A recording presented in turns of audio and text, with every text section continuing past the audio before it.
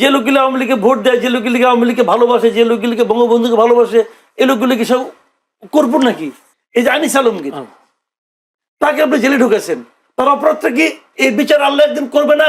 হাসনের ময়দানে করবে। তো আপনার আমলাতন্ত্রকে গড়ে উঠতে দিচ্ছে না কিন্তু সারাক্ষণ। এটা আওয়ামী লীগ আমলে ছিল, সারাক্ষণ ছিল, এর আগে বিএনপি আমলেও ছিল। এটা এর মাধ্যমে নিষিদ্ধ সংগঠন আশকারা পাইতে পারে। যখন এখন নিষিদ্ধ করার পর আমি ছাত্রলীগের কর্মকাণ্ড করি কিনা এটা আপনি দেখেন। বলুক না রে ভাই, বলতে দেবেন না কেন? আপনি আপনি বলতে দেওয়া যায় না, পররাষ্ট্র মন্ত্রণালয়ে বিবৃতি দিতে হবে। এই বিবৃতি দিয়ে থামাইতে পারবে? থামাইতে পারবে? বরঞ্চ এই বিবৃতি দেওয়ার মাধ্যমে প্রমাণ করা হয় যে তারা এই বক্তব্যতে ভয় পাইছে। আমাদের ব্যাপারে ন্যারেটিভ তার কোনো প্রমাণ নাই, আর যারা করেন তাদের ব্যাপারে কিন্তু অসংখ্য প্রমাণ আমার এখানে কিন্তু আমি কালেক্ট করে রেখেছি। কতটা আসন পাবে, যেহেতু আওয়ামী লীগ ভোটে অংশ নিচ্ছে না, সেই ভোটগুলো কি জাতীয় পার্টির পাল্লা ভারী করবে কিনা? জাতীয় পার্টি নির্বাচন করতেছে এবং জাতীয় পার্টির বিরুদ্ধে নির্বাচন করতে না দেওয়ার জন্য নির্বাচনের আগে অনেকগুলো দল বেশ সক্রিয় ছিল। তার মধ্যে গণ অধিকার পরিষদ ছিল, জামাত ইসলামও ছিল। তারা বারবার বলেছে জাতীয় পার্টিকে যেন নির্বাচন করতে না দেওয়া হয়। জাতীয় পার্টি নির্বাচন করতেছে, কিন্তু তারা খুব বেশি একটা যে আলোচনায় আছে, বড় বড় মিটিং করছে, সেরকম আমি অতটা দেখছি না। তাদের গণসংযোগ অত বেশি দেখছি না। তার মধ্যে জাতীয় পার্টির জিএম কাদের কিছু কিছু কথাবার্তা বলতেছেন। তার দুটো কথা বেশ আমার কাছে মনে হলো যে আলোচনার মতো। প্রথম উনি বললেন যে উনি না ভোটের পক্ষে কথা বলছেন, আমরা না ভোট দিব। না ভোটের পক্ষে সরাসরি বলার মতো লোক আমি এই প্রথম একজন লিডারকে ওনাকে দেখলাম।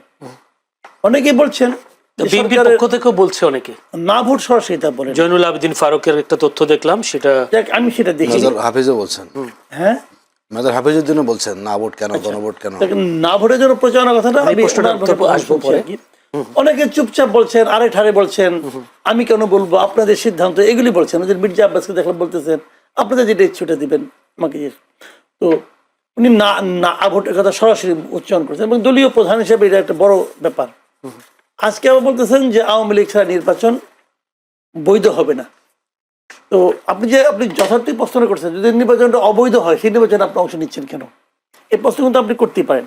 আমার কি মনে হয় জানেন, উনি বোধহয় সম্ভবত আলোচনায় আসতে চাইছেন যে এইগুলো আমি বলবো, লোকে আমাকে নিয়ে আলোচনা করবে, একটু মানে আমি কভারেজ পাবো।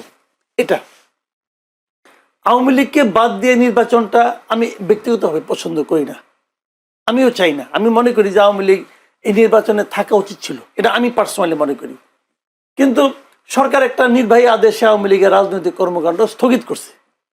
এখন স্থগিত করার কারণে আওয়ামী লীগের নির্বাচন অংশ নিতে পারছে না। এই যে সরকারি নির্বাহী আদেশে স্থগিত করছে, এটাও আমি পছন্দ করি না। আমি মনে করি সরকার এই কাজটা অন্যায় করেছে, ভুল না কিন্তু অন্যায় করেছে। আওয়ামী লীগকে যদি আপনি বাদ দিতে চান, আওয়ামী লীগের বিরুদ্ধে মামলা করেছেন, মামলাটা তাড়াতাড়ি শেষ করেন। মামলার কাজটা মামলাতে ভালোভাবে শুরুও হয়নি একদিনও। এখন একদিনের শুরুটা হলে আপনি তো নির্বাহী আদেশে কোনো পলিটিক্যাল পার্টির কার্যক্রম স্থগিত করা বা পলিটিক্যাল পার্টিকে নিষিদ্ধ করা, এটা আমি মনে করি একটা কালো আইন, যেটা জামাতকে করা হয়েছিল অগাস্টের 3 তারিখে 24-এর। ঠিক হয় না এই কাজটা, আমি ওই দিনই বলছি, কিন্তু ওই দিনই আমি বলছিলাম যে ঠিক হচ্ছে না। এমনকি আমি বলি, আমি কোনো রাজনৈতিক দল নিষিদ্ধের পক্ষে না। হিজবুত তাহরিরকে নিষিদ্ধ করছে না, আমি এটারও পক্ষে না। এখন পক্ষে না তার মানে কি আমি হিজবুত তাহরির করবো না? আমি আইন অমান্য করতে চাচ্ছি না। এখন আমি এটার পক্ষে না, পছন্দ করি না, সমালোচনা করি, সবই ঠিক আছে। কিন্তু যখন আওয়ামী লীগকে স্থগিত করছে, তখন তো আওয়ামী লীগ করতে পারছে না। এই জন্য আমি হাহুদাস করতে পারি, কিন্তু আমি আইন ভাঙতে পারবো না। আমার কথা হলো এটাই যে আইন পারলে আইন চেঞ্জ করবো, আইন চেঞ্জ করার জন্য আন্দোলন করবো, কিন্তু আইন তো অমান্য করতে। এখন উনি যদি মনে করেন যে এই নির্বাচনটা অবৈধ, তাহলে তো আমি মনে করি নৈতিকভাবে ওরা নির্বাচন করা উচিত না। কিন্তু অবৈধ নির্বাচনে অংশ নিচ্ছেন কেন? উনি বলতে পারেন যে এটাকে বৈধ করার জন্য আমি আগে আন্দোলন করি, আন্দোলন করে বৈধ বানিয়ে তারপরে আমি আসি, সমস্যা তো নাই। না, আমার এই জন্যই আমার মনে হয় কি এগুলো উনি বলছেন আসলে আলোচনায় আসার জন্য। পরিষ্কার। আমরা একটা প্রশ্ন, যেটা আমি বলি এটা একটা কথা, যদি এই আলোচনা এই কথা না বলতেন তাহলে কি এই আলোচনা আপনি প্রশ্ন আমরা করতেন? আপনি করতেন না। একটা প্রশ্ন করি, সেটা হচ্ছে জোরালো অবস্থান দেখছি না গণভোটে, বিশেষ করে বিএনপির পক্ষ থেকে। আপনি নিজেও বলেছেন কেউ কেউ না পক্ষেও কাজ করছেন, কিন্তু যদি না কোনো কারণে বিজয়ী হয়, দেশে আওয়ামী লীগ ফিরে আসছে কিনা, আওয়ামী লীগ যদি ফিরে আসে তাহলে দেশের অবস্থা কি হবে, বা যারা এতদিন হায়ের পক্ষে ছিল তাদের শুনেন, অবস্থা কি হতে পারে? না বিজয়ী হওয়ার সঙ্গে আওয়ামী লীগের ফিরে আসার কোনো সম্পর্ক নেই। না, আওয়ামী লীগ যে কোনো সময় ফিরে আসতে পারে। আওয়ামী লীগ তার শক্তি থেকে আসবে, এটা পলিটিক্যাল পার্টি। তো এই দেশে তো আওয়ামী লীগের প্রচুর লোক বিভিন্ন জায়গায় আছে, এখনো আছে। একসব মারা গেছে, যে লোকগুলো আওয়ামী লীগকে ভোট দেয়, যে লোকগুলি আওয়ামী লীগকে ভালোবাসে, যে লোকগুলিকে বঙ্গবন্ধুকে ভালোবাসে, এই লোকগুলি কি সব করবো নাকি যে উড়ে গেছে বাতাসে? উড়ে তো যায় না, তারা এই দেশে আছে। তো তারা তাদের মতোই আছে, এবং তাদের সংখ্যা একদম কম না, অনেক। তাদের সংখ্যা অনেক, তাদের সংখ্যা যে অনেক, এটা তো বিএনপি এবং জামাতের কথাবার্তা শুনলেই বোঝা যায়। তারা তো এই অনেকদেরকে তাদের কাছে কিছু আনতে চায়, কাজেই তারা যে কোনো সময় ফিরে আসতে পারে। অনুকূল পরিবেশ হলেই তারা ফিরে আসবে। এখন অনুকূল পরিবেশ আমি যেটা মনে করি, আমি এই মুহূর্তে আমার যেটা অপিনিয়ন আর কি, পার্সোনাল অপিনিয়ন, আমার বিবেচনায় আওয়ামী লীগের সবচেয়ে বড় সমস্যা হলো এখন শেখ হাসিনা নিজে। উনি যতদিন থাকবেন ততদিন আওয়ামী লীগ বিকল্প নেতৃত্বের কথা ভাবতে পারবে না। এবং আওয়ামী লীগের এই যে একটা সুবিধাভোগী গ্রুপ, যে লোক গ্রুপগুলি বিদেশ চলে গেছে, বেসিক্যালি আওয়ামী লীগের বিভিন্ন পদে ছিল, মন্ত্রী ছিল, আওয়ামী লীগের সুবিধাভোগী যারা আছে, তাদের হাতে তো বিপুল পরিমাণ টাকা, দেশের সম্পদ তো প্রায় প্রায় বলতে গেলে পুরোটাই তারা লুটে নিয়ে চলে গেছে। তো ওই টাকাগুলি তো আছে তাদের কাছে, তারা ওখান থেকে কিছু কিছু টাকা ছাড়বে, এখানে একটা ডিস্টার্ব করবে, এখানে একটা ঝামেলা করবে, করতে পারবে। 23 জানুয়ারি সেই বক্তব্য তো দিয়েছেন শেখ হাসিনা, অডিও বক্তব্য বলেছেন নির্বাচনকে বন্ডুল করবার জন্য, নির্বাচনকে বিঘ্ন করবার ভাই, জন্য। ওই বক্তব্যের আমার কাছে কোনো গ্রহণযোগ্যতা, ওই বক্তব্যের আমি পাত্তা দিই না। জি, ওই ওগুলো বক্তব্য কইরা ওই বক্তব্য দিয়ে যদি থাকতে পারতো, তাহলে তো 2024-এর 5 আগস্টই পারতো, হলো না কেন? কিন্তু আজকে পররাষ্ট্র মন্ত্রণালয় থেকে একটা বিবৃতি দেওয়া হয়েছে বিষয়টা। এইটা পররাষ্ট্র মন্ত্রণালয় বলতেছে, ওদের বলতে দেন, এইটাও আমার কাছে একটা ফালতু কাজ মনে হয়। বলুক না রে ভাই, বলতে দিবেন না কেন? আপনি আপনি বলতে দেওয়া যায় না, পররাষ্ট্র মন্ত্রণালয় বিবৃতি দিতে হবে, এই বিবৃতি দিয়ে থামাইতে পারবে? থামাইতে পারবে? বরঞ্চ এই বিবৃতি দেওয়ার মাধ্যমে প্রমাণ করা হয় যে তারা এই বক্তব্যতে ভয় পাইছে। কার কি বলার বলতে দেন না, বললে কি দেশ উল্টে গেল? উল্টে গেল বললেই দেশ উল্টে যায় না। জি। মানুষ জানে ভাই, আজকালকে মানুষের বোকা মনে করেন না। আমি মানুষের একটা জ্ঞান দিয়ে দিলাম, আসে সঙ্গে সঙ্গে খেয়ে ফেললো, এটা হয় না রে ভাই। বাউফলে হাসনাত আব্দুল্লাহকে বেশ বড় করে জোরে জোরে স্লোগান দিতে দেখলাম, দাড়ি পাল্লার পক্ষে ভোট চেয়েছেন।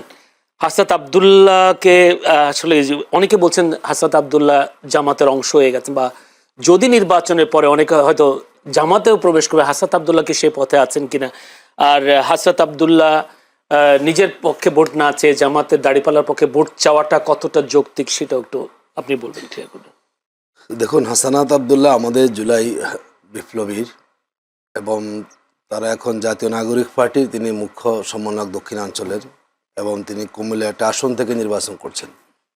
যেহেতু আমাদের একটা 11 দলীয় নির্বাচন ঐক্য হয়েছে, এখানে সব দলের নেতারাই সব দলের প্রোগ্রামে যাচ্ছেন। আমাদের জামাতের আমিরও তো শাপলাগুলির পক্ষে ভোট চেয়েছেন আমাদের গত প্রথম 22 তারিখে। মামুনুল হক সাহেবও তিনি বাউফলে গিয়েছেন। যেহেতু আমরা সবাই একটা লক্ষ্য নিয়ে নির্বাচনী ঐক্য হয়েছে, এই জন্য সবাই দলের প্রোগ্রামগুলোতে যাচ্ছেন, এবং যেখানে যেই দলের প্রার্থী তার প্রতীকে তারা সেখানে ভোট চাচ্ছেন, এটাই বাস্তবতা। আমরা মনে করি আমাদের হাসানাত আব্দুল্লাহ আমাদের সেই 24 আগস্ট থেকেই বলা যায় সব জায়গাতে আমাদের উপস্থিতি লক্ষ্য করেছি, এবং যেখানে অন্যায় হয় কিংবা দুর্ভোগ হয় সব জায়গায় তিনি ছুটে চলে, এখন তার অবস্থান ধরে রাখতে পেরেছেন। এবং বাংলাদেশের বর্তমান যুবকদের কাছে তিনি একটা মডেল। তিনি তার বক্তব্য, তার ভূমিকা, একটা ভালো গ্রহণযোগ্যতা তিনি ধরে রাখতে পেরেছেন দীর্ঘ সময় পর্যন্ত।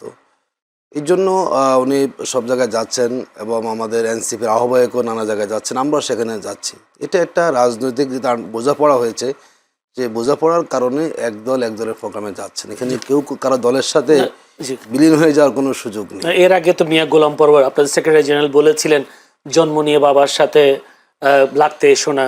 এখন কি আসলে বাবা ছেলে ছেলে বাবার দলে এরকম গেছেন? রাজনীতিতে অনেক কথাই হয়, আমরা তো পাল্টাপাল্টি কথা জানি না, আমরা সেখানে আবার পাল্টাপাল্টি কথা হবে, এটি তো আমাদের রাজনীতির সৌন্দর্য। আমরা সিনিয়ররা আমাদেরকে শিখাবেন, এটাই আমাদের বোঝাপড়া। কেউ কাউকে বলে ফেললেই যে চূড়ান্ত কথা সেটা নয়। একটা সময় এসে দেশের স্বার্থে, জনগণের স্বার্থে সবাইকে একটা জায়গায় সেখানে আসতে হয়। এবং আমরা মনে করি এনসিপির তারা সঠিক গার্ডিয়ানশিপ সেখানে পেয়েছে, এবং জামাত ইসলামী তার জায়গা যথেষ্ট তাদের সেভাবে স্নেহ দিয়ে কিন্তু তাদেরকে এগিয়ে নেওয়ার চেষ্টা করে যাচ্ছে। কারণ আমরা চাই আমাদের বিপ্লবের শক্তিটা টিকে থাকুক, জি যাতে ভবিষ্যতে আরও বিপ্লবী সেখানে তৈরি হতে পারে, সেই জায়গা থেকে তাদের প্রতি আমাদের দায়িত্ববোধ আছে। আমরা সেখানে সহযোগিতা করে যাচ্ছি যাতে করে তাদের যে যুবকদের যে তারা সেখানে ভূমিকা রাখার সুযোগ পেয়ে যান। জি, একটা প্রশ্ন করে রাখি, সময় পাবো কিনা জানি না। ব্যারিস্টার শাহরিয়ার কবির তিনি একটি বক্তব্যে বলেছেন দাঁড়িপাল্লায় ভোট না দিলে কবরে জিজ্ঞেস করা হবে। আসলে এই দাঁড়িপাল্লায় ভোট না দিলে কবরে কি এরকম কোনো প্রশ্ন করার সুযোগ আছে? দেখুন, এটি হয়তো ওনার একটা প্রতীকী কথা উনি বলেছেন। আপনি যেহেতু ভোটটা একটা আমানতের অংশ, জি আমি যদি মনে করেন ভালো মানুষকে ভোট দিই তাহলে তার ভালো কাজের সবটা কিন্তু আমি পাবো। আবার যদি আমার ভোটে কেউ অন্যায় করেন, তিনি ঘুষ খান, তিনি নানা কাজ করলে সেটা অপরাধ কিন্তু আমি পাবো। এখন ধরুন যদি আমি কাউকে ভোট দিয়ে ইলেক্টেড করি, যদি সেই লোকটা কোনো অন্যায় কাজ করে, যদি সেই ধরুন যে আপনার চাঁদাবাজি করে, টেন্ডারবাজি করে, ব্যাংক লুট করে, নিঃসন্দেহে আমার ভোটের কারণে সেই লোকটাই সুযোগ পেয়েছে বলে কিন্তু আমারও কিন্তু সেখানে দায়িত্ব আছে। তিনি বুঝিয়েছেন যদি আপনি কাউকে খারাপ মানুষকে ভোট দেন, নিঃসন্দেহে তার খারাপ কাজের পরিণতি আপনাকে কিন্তু ভোগ করতে হবে। এই জন্য হয়তো প্রত্যেকেই বলেছেন যদি ভালো মানুষকে আপনি ভোট দেন, যেটা জামাত ইসলামী আমরা বলি যে আমরা সৎ মানুষের দল, আমরা দুর্নীতিমুক্ত থাকার চেষ্টা করি, আমরা অন্যায় কাজের সাথে আমরা সম্পৃক্ত নই। নিঃসন্দেহে যেহেতু ভোট একটা আমানত, যদি আপনি সৎ মানুষ